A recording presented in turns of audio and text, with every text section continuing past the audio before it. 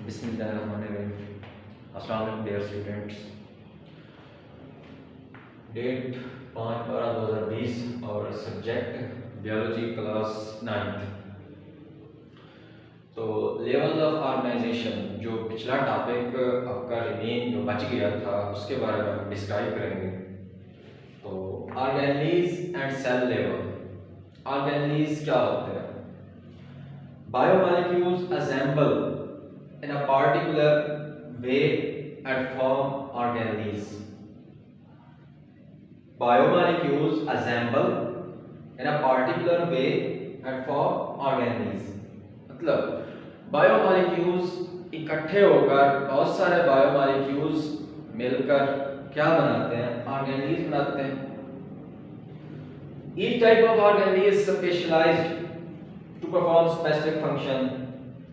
हर किस्म का ऑर्गेनेल्स अपने फंक्शन के हवाले से, अपने काम के हवाले से क्या होता है? मखसूस होता है। For example mitochondria. Mitochondria have two membranes, external and internal. External membrane is smooth while internal membrane is enfolding which is called cristae, जिसे हम क्या कहते हैं? Cristae. Internal membranes have fluid which is called matrix. ये organelles है mitochondria. और इसका function क्या है? इसका फंक्शन है energy power house of cell, मतलब कि एनर्जी क्रिएट करना। अब ये क्या है? ऑर्गेनेल्स है, ठीक है ना, वो अपना फंक्शन रूल प्ले कर रहा है। क्या इसका फंक्शन क्या है? इसका फंक्शन यही है, एनर्जी प्रोड्यूस करना। अब ऑर्गेनेल्स बहुत सारे बायोमॉलिक्यूल्स मिलते हैं तो क्या बनता है? ऑर्गेनेल्स बनता है। उसके बाद cell. Cell is structural and functional unit of life. Cell जिंदगी की साख और फेल की बुनियादी इकाई है। हमारा जिस्म सेल से मिलकर बना हुआ है। बहुत सारे सेल्स पाए जाते हैं हमारे जिस्म के अंदर। इसी तरह से plant cell, for example animal cell. Plant cell, पौधे के सेल में सेल मेम्ब्रेन होती है, सेल वॉल होती है। लेकिन अगर हम एनिमल सेल में देखें तो एनिमल सेल में सेल वॉल नहीं पाई जाती और प्लांट सेल में सेल वॉल पाई जाती है। और इसी तरह से सेल में सारी चीजें डिस्क्राइब हो जाती हैं जो पिछले लेवल्स हैं उनके, जिस तरह से ऑर्गेनेल्स वो भी उसी सेल के अंदर पाए जाते हैं। उसके बाद हम बात करते हैं टिश्यू की। A group of similar cell performing a common function. मतलब एक जैसे सेल जो कि फंक्शन रूल प्ले करते हैं, कॉमन फंक्शन, उसे हम क्या कहते हैं? Tissue. For example animal tissue. Animal tissues में क्या है? नर्वस टिश्यूज हैं, मस्कुलर टिश्यूज हैं। अच्छा, नर्वस टिश्यूज न्यूरॉन्स या नर्व सेल। आपके जिस्म के अंदर लाखों न्यूरॉन्स पाए जाते हैं, लाखों करोड़ों न्यूरॉन्स पाए जाते हैं। न्यूरॉन्स या नर्व्स, इसके लिए 3 टाइप्स हैं: सेंसरी न्यूरॉन्स, मोटर न्यूरॉन्स और मिक्स्ड या इंटर न्यूरॉन्स। सेंसरी न्यूरॉन्स का क्या काम है? सेंसरी न्यूरॉन्स का काम ये है कि मैसेज, पैगाम को पहुंचाना। कहां से? From brain to tissue parts. और इसी तरह से मोटर न्यूरॉन्स का क्या काम है कि पैगाम जो कि टिश्यूज से ब्रेन की तरफ गया, ब्रेन से वापसी, उसका काम मोटर न्यूरॉन्स करता है। और जो इंटर न्यूरॉन या मिक्स्ड न्यूरॉन, वर्ड से ही डिराइव है मिक्स्ड, यानी कि सेंसरी और मोटर न्यूरॉन्स मिक्स्ड, इसलिए हम उसे क्या कहते हैं? Mixed neuron. जिसमें दोनों न्यूरॉन्स आ जाए, सेंस न्यूरॉन्स और मोटर न्यूरॉन्स आ जाए, उसे हम क्या कहते हैं? Mixed neurons. अच्छा, न्यूरॉन या नर्व सेल के बारे में हम आपको कुछ यहाँ पर बताएंगे। न्यूरॉन या नर्व सेल्स,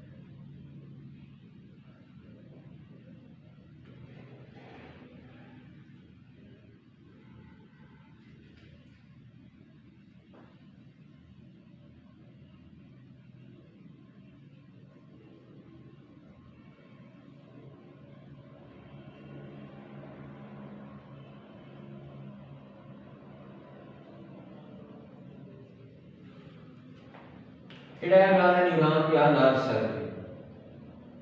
इसका एक हिस्सा क्या कहलाता है, एक्सॉन। नीचे वाला हिस्सा क्या कहलाता है, एक्सॉन। इसमें क्या है, इसके ऊपर एक शीट बनी हुई है जिसे हम क्या कहते हैं, माइलिन शीट। और ये सेंटर में क्या है, नोड्स हैं, पॉइंट्स हैं, जिसे हम कहते हैं नोड्स ऑफ रैनवेयर।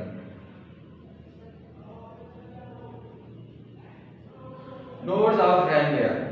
अब व्हाट है रैनवेयर? रैनवेयर एक साइंटिस्ट था, साइंसदान था, उसने अपने नाम पे रखा ये नोड्स ऑफ रैनवेयर। और इसी तरह से अगर हम देखें बहुत सारे ऐसे, जैसे कि अब ऑर्गेनली है, कौन सा ऑर्गेनली है, गाल्जी अपरेटस या गाल्जी बॉडीज या गाल्जी कॉम्प्लेक्स भी कहते हैं। तो इस ऑर्गेनली को जो नाम, जिसने नाम दिया, उस साइंसदान का नाम था कैमिलियो गाल्जी। तो उसने अपने नाम पे ही ये रखा, गाल्जी अपरेटस या गाल्जी बॉडीज। तो नोड्स ऑफ रैनवेयर, इसी तरह से बहुत सारे साइंसदान हैं जो भी डिस्कवरी करते हैं, जिस किसी भी दरियाफ्त करते हैं, उसमें वो अपना नाम डालते हैं ताकि उनकी क्या हो, पॉपुलैरिटी हो, फेमसिटी हो। तो इसी तरह से एक रैनवेयर साइंटिस्ट था, उसने अपने नाम पे ये नोड्स रखी, या पॉइंट्स, नोड्स, नोड ऑफ रैनवेयर। अच्छा, ये हिस्सा क्या कहलाता है, एक्सॉन कहलाता है। अच्छा, ऊपर वाला हिस्सा क्या कहलाता है, सेल बॉडी। अब इंपल्सेस या लहरें ये डेंड्राइट से होते हुए जाती हैं, ये जंप खाते हुए एक पॉइंट से दूसरे पॉइंट्स, ये इसी तरह से। ये आप ऐसे समझ लो कि मैंने कहा आपके जिस्म के अंदर लाखों न्यूरॉन्स पाए जाते हैं। अब एक न्यूरॉन, उसको ब्रेन से, मैंने कहा सेंसरी न्यूरॉन्स का क्या काम है। सेंसरी न्यूरॉन्स का काम ये है कि जो पैगामात हैं, ठीक है ना, जो इम्पल्सेस हैं, जो पैगाम हैं, वो पहुंचाना कहाँ से, फ्रॉम ब्रेन टू टिश्यूज या किसी हिस्से तक। क्योंकि आपका जो ब्रेन है वो क्या है, एज ए वॉलेंट्री एक्शंस के तौर पर काम करता है। मतलब जो ब्रेन आपको हिदायत देता है, जो दिमाग आपको क्या देता है, कोई हिदायत देता है, तो आप वही काम करते हो। तो इसे हम वॉलेंट्री एक्शन कहते हैं। तो अब जो इम्पल्सेस हैं वो डेंड्राइट से होती हुई, इसी तरह से ये सेल बॉडी से होती हुई, ये एक्सॉन, एक्सॉन से फिर एक न्यूरॉन से फिर दूसरा न्यूरॉन साथ लगा होता है, फिर तीसरा न्यूरॉन, फिर चौथा न्यूरॉन, इसी तरह से इम्पल्सेस जाती हैं आपके टिश्यूज तक। यानी कि आप कोई भी वर्क कर रहे हो, कोई भी काम कर रहे होते हो, तो ये न्यूरॉन्स हैं, ये सेंसरी न्यूरॉन, मोटर न्यूरॉन और इंटर न्यूरॉन्स के बारे में मैं आपको डिस्क्राइब किया, क्योंकि ये वर्ड था नर्वस टिश्यूज, क्योंकि बात से ही बात निकलती है। तो नर्वस टिश्यूज को डिस्क्राइब करने के लिए मैंने कहा कि न्यूरॉन्स न्यूक्लियर, इस तरह से आपको अच्छे तरीके से समझ आएगा। तो इसी तरह से मैं बात करता हूँ मस्कुलर टिश्यूज की, मसल्स, ठीक है ना। आपके जो मसल्स हैं उनमें जो टिश्यूज पाए जाते हैं, क्योंकि बहुत सारे सेल मिलकर क्या बनाते हैं, टिश्यू बनाते हैं। और इसी से प्लांट्स में एपिथेलियल टिश्यूज है, और भी बहुत सारे टिश्यूज पाए जाते हैं। एपिडर्मल टिश्यू प्लांट्स में, सॉरी प्लांट्स में एपिडर्मल टिश्यूज पाए जाते हैं। तो ये है टिश्यूज, ठीक है ना। एनिमल टिश्यूज में nervous tissue, muscular tissue, muscular muscles tissues होते हैं, जैसे कि आपके मसल्स हैं bicep muscles, tricep muscles. Bicep muscles, bicep ये बैक साइड पे जो मसल्स पाए जाते हैं जैसे बाइसेप मसल्स, और इसी तरह से ट्राइसेप मसल्स, ये ऊपर वाले हिस्से में जो मसल्स पाए जाते हैं उसे हम क्या कहते हैं, ट्राइसेप मसल्स। और ये इस तरह से एंटागोनिस्टिक काम करते हैं, मतलब एक मसल्स रिलैक्स हो रहा है तो दूसरा क्या हो रहा है, कंट्रैक्ट हो रहा है। इसी तरह से अगर एक रिलैक्स हो गया तो दूसरा क्या हो गया, कंट्रैक्ट हो गया। ये दोनों एक दूसरे के अपोजिट काम करते हैं, इसे हम कहते हैं एंटागोनिस्टिक। अच्छा, उसके बाद हम चलते हैं आर्गन पे, क्योंकि ये एक लेवल्स हैं, एक लेवल फिर उससे अगला लेवल फिर उससे अगला लेवल। वो किस तरह से, अब ये देखो, ये ऑर्गेनीज थे,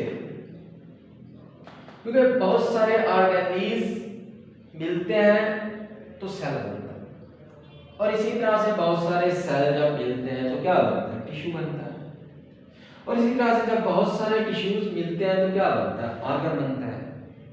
In higher multicellular organism, more than one type of tissue having related function make a unit. Okay, in higher multicellular, एक वर्ड होता है यूनिसेलुलर। यूनिसेलुलर सिंगल सेल वाले, जिसमें एक सेल पाया जाता हो, उसे हम कहते हैं यूनिसेलुलर। जिस तरह से बैक्टीरिया हो, बैक्टीरिया यूनिसेलुलर ऑर्गेनिज्म। मल्टीसेलुलर की अगर वो बात करते हैं, मल्टीसेलुलर ऑर्गेनिज्म हो, मल्टीसेलुलर ऑर्गेनिज्म जिसमें एक से ज्यादा, दो या दो से ज्यादा सेल पाए जाते हो, क्योंकि मल्टीसेलुलर सेल से वर्ड निकला हुआ, तो मल्टीसेलुलर कौन है, आप मल्टीसेलुलर, प्लांट्स मल्टीसेलुलर। इसमें कहते हैं इन हायर मल्टीसेलुलर ऑर्गेनिज्म, अच्छा ये वर्ड है ऑर्गेनिज्म, तो बहुत बच्चों को पता नहीं होता कि ऑर्गेनिज्म और एनिमल में क्या फर्क है। ऑर्गेनिज्म जानदार को कहते हैं, एनिमल जानवर को कहते हैं। अब ये है कि ऑर्गेनिज्म जानवर को भी कह सकते हैं, मतलब ये दोनों इसमें आ जाता है ऑर्गेनिज्म, ठीक है ना, ऑर्गेनिज्म और एनिमल। और इसी तरह से अगर है कोई नॉन लिविंग को हम बेजान के ज़मरे में लेते हैं कि ये बेजान चीज़ है, इसका कोई वजूद नहीं है। अच्छा, जो प्लांट है, ठीक है ना, पौधे ऑर्गेनिज्म जानदार, क्योंकि उनमें जाने क्योंकि वो क्या करते हैं, ग्रो करते हैं।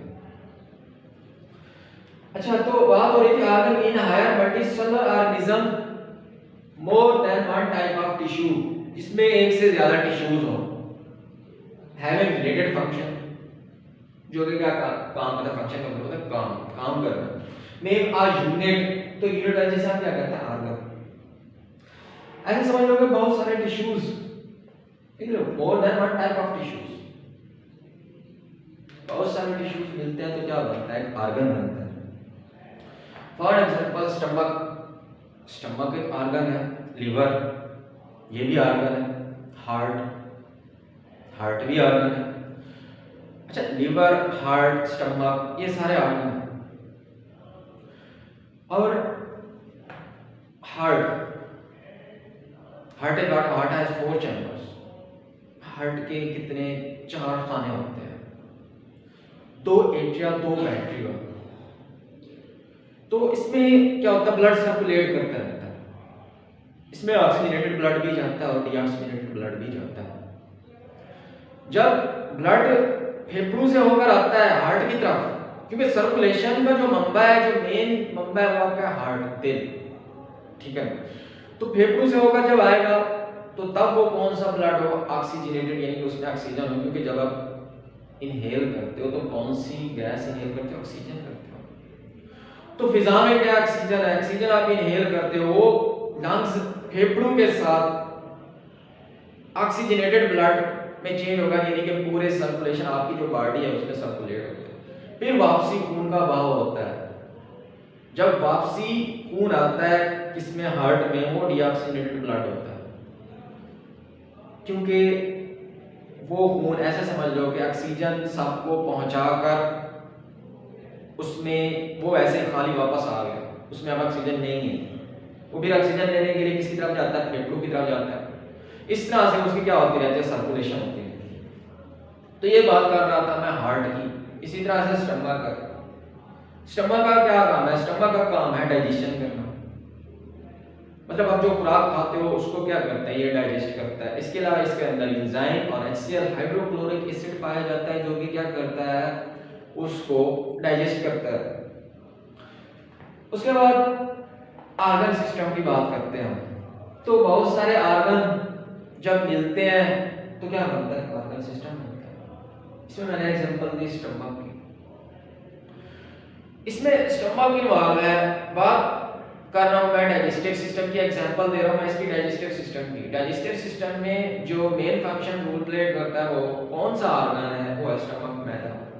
क्योंकि जब आप कोई खुराक खाते हो तो उसे डाइजेस्ट तो स्टमक में ही होना है, तो मैदे में होना है। तो इसीलिए हम जो सिस्टम, क्योंकि बहुत सारे आर्गन इसमें आ जाते हैं स्टमक के साथ, इसोफेगस आ जाता है और उसके अलावा pharynx, larynx, glottis, epiglottis, oral cavity, saliva, saliva amylase और भी काफी सारे एंजाइम इसमें इन्वॉल्व होते हैं। तो डिफरेंट आर्गन, मुख्तलिफ organ performing related function organise together form organ system. तो क्या बनाते हैं? आर्गन सिस्टम बनाते हैं। तो ये हमारा टॉपिक था जो हमने डिस्क्राइब किया। बाकी इसके जो लेवल्स रहते हैं तो वो इंशाल्लाह हम नेक्स्ट टॉपिक में डिस्क्राइब करेंगे। Thank you.